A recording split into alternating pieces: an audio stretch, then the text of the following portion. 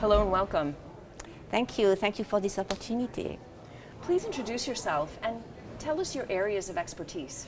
So my name is Monique Ernst. I work at the National Institutes of Health in the US. I'm a child psychiatrist, an adolescent psychiatrist, a neurophysiologist, and my area of interest is brain changes during adolescence and risk for depression. Based on your work, can you elaborate on the risk factors for depression? So this is a very important question since I study children.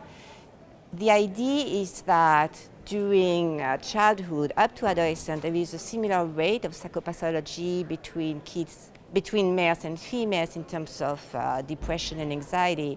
But starting puberty, the girls start to have much more incidence of depression than boys and anxiety. And so what we want to understand is what's going on in the brain that leads to this dissociation. And what we started to look at is how brain regions that really control emotion do talk to each other, which is called functional connectivity. And the way they talk to each other differs between girls and boys as a function of puberty, which means that for the girls, when they reach pubertal maturation, there is a decrease in the way that these regions that control emotion talk to each other. While in boys, there is a reinforcement of this connection. And we think that the reinforcement of connection may be a protecting factor where the boys can control better their emotion, but in girls, it could be a vulnerability where they don't control as much their emotion. So given your work, what are some examples of preventative interventions that can be undertaken to improve mental health? So we're really working on that. So there are some cognitive interventions we could do, reinforcing the inhibitory factors for emotion hyperresponsivity, but also very practically sleep.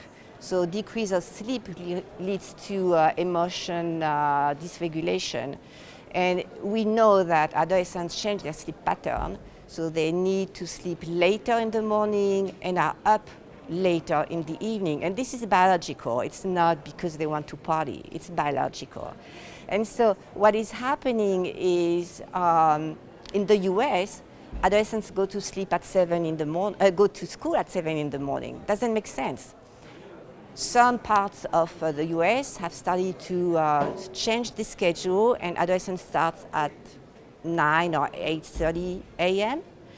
And there has been a study in Seattle showing that for adolescents who go to school later, their grades go up by several degrees. That's amazing.